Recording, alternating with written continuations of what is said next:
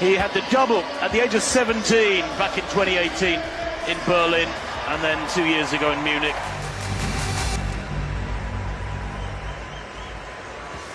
It's a fabulously strong field.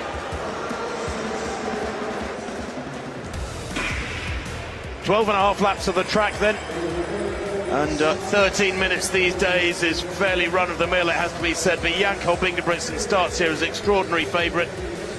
Remember, just beaten by Josh Kerr a couple of weeks back in the Eugene Diamond League meeting over 1 mile, where they both ran 3:45. He's in fabulous form. He's the Olympic champion at 1500. He's double world champion at 5,000 metres. I mean, you run out of superlatives, frankly, to describe Jakob Ingebrigtsen. He can toy with fields these days that are of the highest calibre, except he's a calibre one step higher in just about every race he enters. Funnily enough, though, of course, he has been beaten at the last 2 editions of the World Championships. He won gold in Tokyo at 1500 and then proceeded to lose the World Championships in 22 to a certain Jake Whiteman, and he lost the World Championships 1523 to a certain Josh Kerr, and both those two Brits were at school together in Scotland just a few years ago. How about that?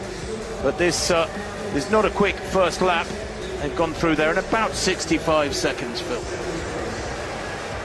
And the pace has picked up, and Ingebrigtsen aware, on his toes, covering it, moving down the outside. He could do a lot worse than just to shadow Jakob Ingebrigtsen. He doesn't really get the credit for being a great racer when he needs to race. He often likes to lead, of course. But I was saying, Phil, I do think that Labalu and Nikomwinayo have got the strength here to test everybody in this field with at least a hard second half. Athletes running 3 wide, 4 wide, negotiating the traffic all the time. It makes it much more tiring when you're in the middle of that pack.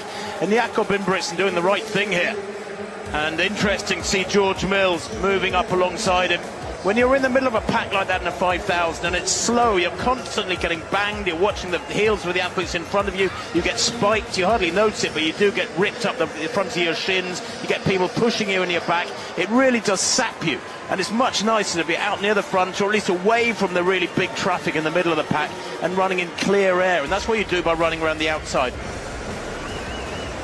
Nikomwinayo at the front in the colours of Spain, that familiar orange and yellow vest we've seen so much in the last couple of days. The rest of the field streaming around.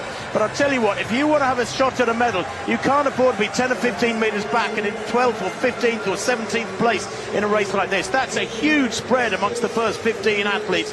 And Jakob Ingebrigtsen now finds a little bit of daylight as they come through with 600 metres to run. George Mills doing everything right at the moment. We know he's in wonderful shape. Mills recently ran 3:31 in Oslo. He's got that good speed. Him and Ingebrigtsen must be fancying this. Without a doubt, of course. I think just Ingebrigtsen's just biding his time. We know what a turn of speed he's got. And also Mills has really done the right thing of picking it up. And as we get to the bell, it's Ingebrigtsen taking the lead for the very first time in this race. Ingebrigtsen in the lead at the bell then. They go through there, and the time is going to be slow. Forget about the time. This is a typical championship 5,000 metres. And Ingebrigtsen with Mills on his shoulder now. And then Nikomwinayo and Labalu trying to challenge him. But I feel, and I'd love to be wrong, that they've missed their opportunity. Michal on the inside, trying to run the shortest line. Spanish vests in 3rd and 4th, coming to a tussle with each other. As Ingebrigtsen around the final bend is there to be shot at.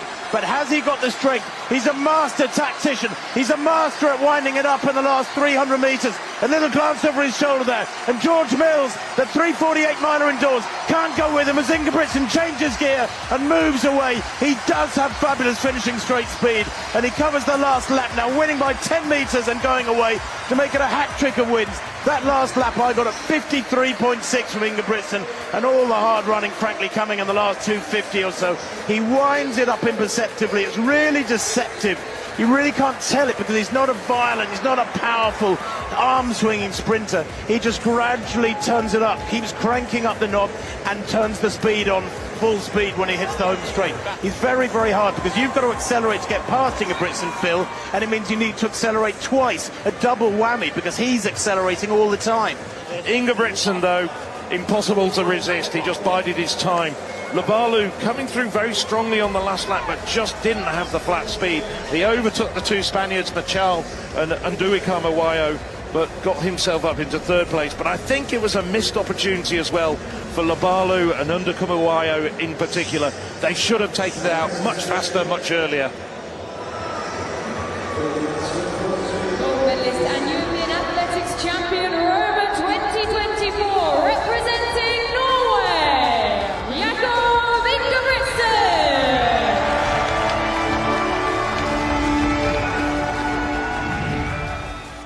Ingebrigtsen, well, he is the reigning champion, he's the Olympic champion, supremely confident.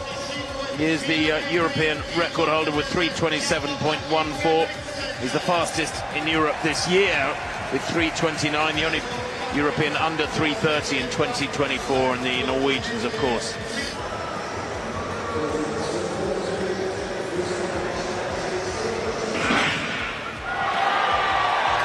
Well, what will Ingebrigtsen do here? Because he's not a naturally fast runner. He's jogged off over the first few meters, goodness me, way behind the rest, Ingebrigtsen. He's 7 or 8 meters down after 100. What is he playing at? This is utterly bizarre.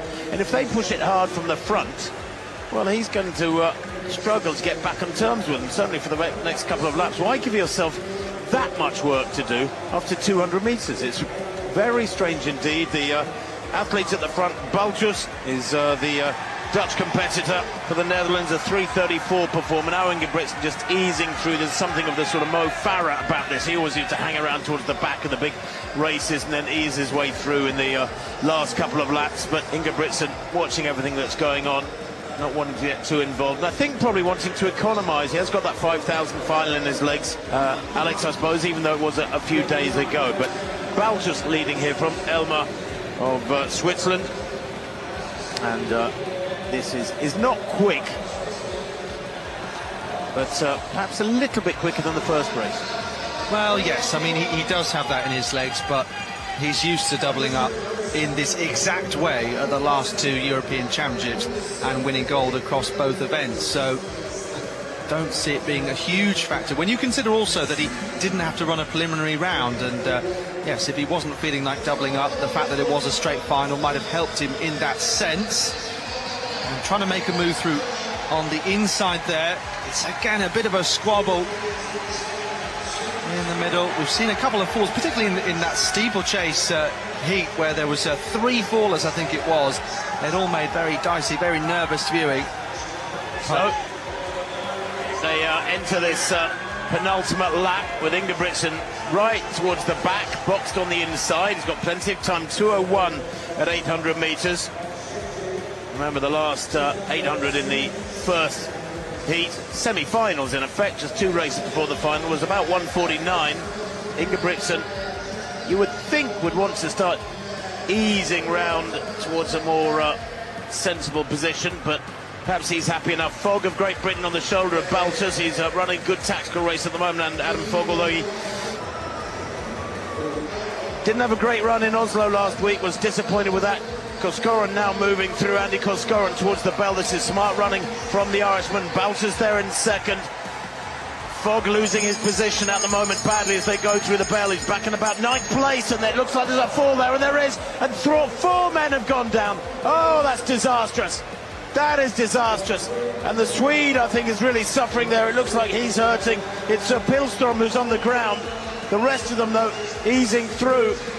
And Fogg back in about 9th place now, just doesn't look to have the legs. It's the first 6, remember, who go through by right.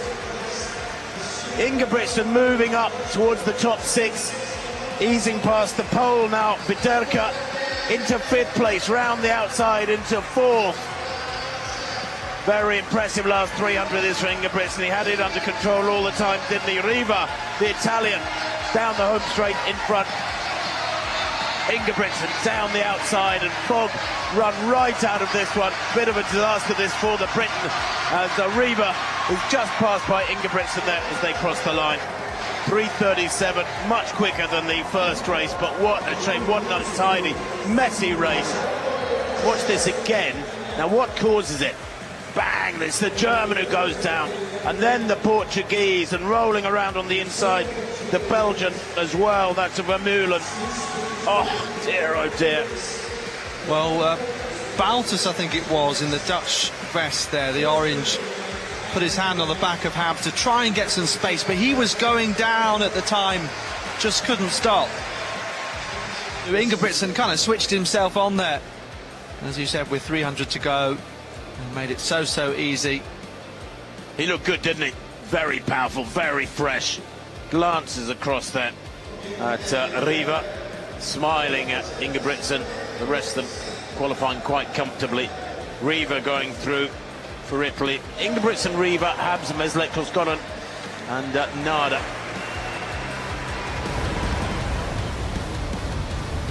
Men's 1500 metres final, the metric mile, 3 3/4 laps of the track, and I can tell you it's a massive field. 17 men, several have been added because of falls in the semi-finals that were not their own fault. We just saw Jakob Ingebrigtsen going for the hat-trick, not just the hat-trick at 1500 metres, but the hat-trick at European Championships of 1500 and 5000 metres.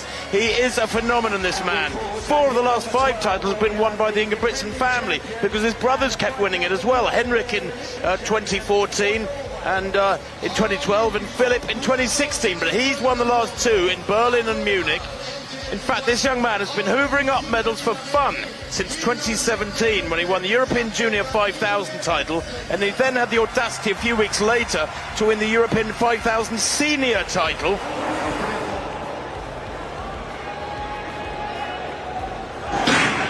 Ingebrigtsen, though, starts as a very strong favourite. He goes straight to the back here, as he did in his qualifying race. His power, his speed endurance is quite remarkable. But this is a high caliber field, a field of the very, very highest order, with 2 or 3 men here who have gone under 3:20, under 3:30 rather. Ingebrigtsen is the European record holder, and it looks like Fontes is going at a reasonable lick. Now I wonder if there's a little bit of teamwork going on here from the Spanish. His nickname Nacho, Ignacio Fontes. There's Ingebrigtsen, second from the back at the moment, but this is a fairly crisp first 300 metres, and they go through there in almost exactly 41 seconds. It'll be fascinating to see whether these athletes look at the stature of Ingebrigtsen and think they're fighting over other medals, or will they think Jake Whiteman and Josh Kerr, both Europeans, both Brits, both Scots indeed, can beat him at the World Championships. Why can't I do that at the Europeans? And no man has ever won 6 golds at the European Championships. Marie Decott, Sandra Elkasevich, 6 and 7 respectively. Let's see what Ingebrigtsen can do and whether others can challenge. Neil Gourley there on the outside, making a move. He's been unlucky in the past, as you were saying, but he's also consistent, determined, and he often gets himself into sensible positions. He's done that here. Well, he has indeed. He's gone from last to first in about the space of 300 metres. Gourley on his shoulder, but now they're letting him call the merry dance. He likes to control things, and they're letting him control things, and that, I fear, is an error in these circumstances. The Italian Riva there up into about 4th place at the moment, but Ingebrigtsen moving very, very smoothly. 59.66 that lap, as they come round now to less than 2 laps to go. They go through 800 metres, and the time there just not quick enough. This isn't really testing anybody. 1:55.9, although for a championship that's not bad. Adam Fogg is in there as well, a little bit of pushing and shoving. You see the discomfort of being in that pack. This big field isn't helping those in the middle of the pack. And Ingebrigtsen is away and out of all that trouble. But Gourley in 2nd place is tracking him here, stride for stride. He had to rest in September, October last year. They're doing a lot of cycle training. He was devastated to miss the World Indoors in Glasgow. But Gourley now right behind Ingebrigtsen. And what has the Norwegian got in his locker as they come to the bell? Incredible how the others are just waiting and watching for the move now. Ingebrigtsen, he was so cool, so calm in the heats. Riva it was tracking, was the 2nd fastest qualifier. He has great form this year. Italian indoor title over 1500 and 3000. Riva on the shoulder of Gourley now. Ingebrigtsen winding it up. He's so hard to go with. It's so imperceptible, his acceleration, the way he winds it up. And look at this, Gurley, we know he's in supreme form, a 3:47 mile recently, and he's struggling to go with Ingebrigtsen here, who leads the Mary Dance still. Look at that pack behind him. The Pied Piper of Norway comes round the bend into the straight, and Gurley looks beaten, as does Habsin alongside him. Coming down the outside is one of the Italians, and he's still looking really strong there. It's Arese down the outside. Ingebrigtsen takes it there, and it's Belgium taking the silver. Brilliant running there from, I think it was from Vermeulen. What a strange old race. A championship record of 3:31.96 there. The winning time for Ingebrigtsen is confirmed as 3:31.95. He did all the hard work. The 1:55.800 time was solid enough. Ingebrigtsen on the accelerator, and also becoming the first middle distance athlete in history to win 6 gold medals. Breaking his own championship record, of course, was 3:32.76, 3:31.95, and it didn't even feel like such a fast race when they were all queuing up to see if they could come past. There was almost a force field between Ingebrigtsen and the rest. How do you break the dominance of Ingebrigtsen? How do you unlock it? I'll tell you what you do, I think, is you don't let him get to the front like that. You don't let him drift to the front and control things. He loves to do that. That's what Mo Farah used to do from a lap and a half out. He'd just wind it up and everybody let him do it. Here you can see Ingebrigtsen playing his own game. He'd probably have won it however it was run. That's a 10-metre winning margin. He destroyed them over the last 300 metres. Athletes like Gurley, who run a 3:49 mile indoors. Gold again for Jakob Ingebrigtsen. Gold, goodness knows how many he's had over the years in distant events. We know he's the Olympic champion, and on this form he'll retain that Olympic title. Brilliant stuff there from Vermeulen for silver and Arese of Italy behind the Belgian for bronze.